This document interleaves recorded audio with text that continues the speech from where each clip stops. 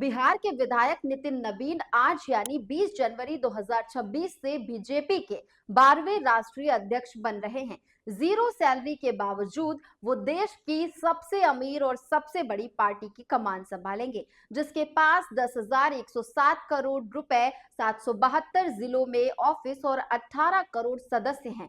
जानिए कैसे बीजेपी ने हर जिले में संगठन और इंफ्रास्ट्रक्चर को मजबूत किया है। आज एक बड़ा राजनीतिक बदलाव देखने को मिल रहा है, क्योंकि बिहार की बांकीपुर सीट से विधायक नितिन नवीन आज बीजेपी की कमान पूरी तरह संभालेंगे। पिछले साल 14 दिसंबर 2025 को उन्हें कार्यकारी अध्यक्ष बनाया गया था। अब वो बीजेपी के 12वें राष्ट्रीय अध्यक्ष के रूप में जिम्मेदारी लेंगे और सबसे खास बात ऐसे में ये है कि इस जिम्मेदारी के लिए उन्हें कोई सैलरी नहीं मिलेगी। जी हाँ, लेकिन सवाल ये है कि वो जिस पार्टी को संभालने जा रहे हैं उसकी ताकत और संसाधन कितनी बड़ी है। बीजेपी के पास केवल पैसे ही नहीं है, बल्कि पूरी तरह से संगठन और इंफ्रास्ट्रक्चर भी मजबूत है।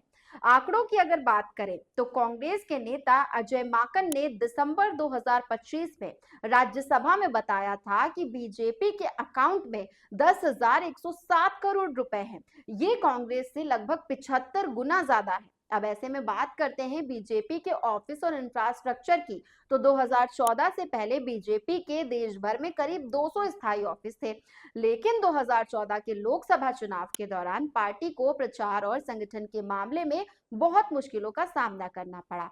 उस समय पार्टी की कमान मौजूदा गृह मंत्री अमित शाह के पास थी। चुनाव जीतने के बाद उन्होंने हर जिले में ऑफिस बनाने का एक लक्ष्य तय किया। आज बीजेपी के पास देश के 772 जिलों में अपने ऑफिस या रजिस्टर्ड जमीनें हैं। अगले लोकसभा चुनाव से पहले 70 और ऑफिस के लिए जमीन खरीदने की प्रक्रिया पूरी हो जाएगी। अगर हम साउथ दिल्ली के बीजेपी ऑफिस की बात करें तो अंदर घुसते ही बड़ा सा हॉल देखने को मिलता है, जिसमें 200 से 250 लोग बैठ सकते हैं। इसके पीछे पेंट्री एरिया भी है, जहां 100 लोग एक साथ खाना खा सकते हैं। इसके ऊपर जिला अध्यक्ष और अन्य पदाधिकारियों के केबिन भी बनाए गए हैं। यहाँ एक लाइब्रेरी भी है, जो धीरे धीरे पूरी तरह तैयार की जा रही है। ऑफिस में एक कॉन्फ्रेंस हॉल है, जिसमें 20 से 25 लोग बैठक कर सकते हैं आसानी से। इसके अलावा बेसमेंट में चुनाव और सोशल मीडिया के लिए 100 लोगों के बैठने की व्यवस्था की गई है। यानी चुनाव के दौरान यहाँ सोशल मीडिया वॉर रूम के तौर पर काम चलता रहेगा। इसके ऊपर सेकंड फ्लोर पर गेस्ट रूम है, जहां दूसरे राज्यों से आए कार्यकर्ता रहते हैं।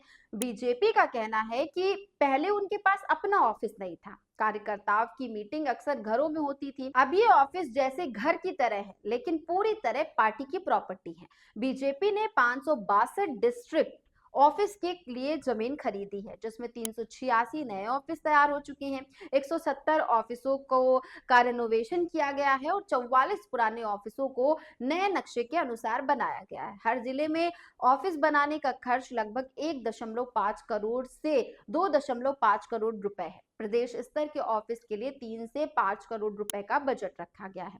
ऑफिस का रोजमर्रा का खर्च लगभग 60,000 रुपए है। इसे पूरा करने के लिए पार्टी ने एफडी यानी फिक्स्ड डिपॉजिट सिस्टम तैयार किया है।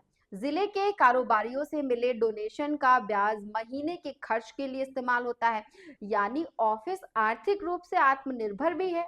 बीजेपी में अध्यक्ष, उपाध्यक्ष और महामंत्री को सैलरी नहीं मिलती, केवल ऑफिस के कर्मचारियों को ही वेतन मिलता है। राष्ट्रीय अध्यक्ष को घर, यात्रा और रहने का इंतजाम पार्टी ही करती है। बीजेपी की कमाई और सदस्यता की बात करें तो ये देश की सबसे अमीर पार्टी है। 2004 के बाद पार्टी का बैंक बैलेंस 87 करोड़ रुपए से बढ़कर 10,107 करोड़ रुपए हो गया है। वहीं कांग्रेस का बैलेंस 38 करोड़ रुपए से बढ़कर 134 करोड़ रुपए ही हुआ है। संगठन के मामले में भी बीजेपी मजबूत है। पार्टी के 18 करोड़ से ज्यादा प्राथमिक सदस्य हैं, जिसमें 2 करोड़ सक्रिय सदस्य हैं। ये संख्या रूस, जापान और ब्रिटेन की आबादी से भी ज्यादा है।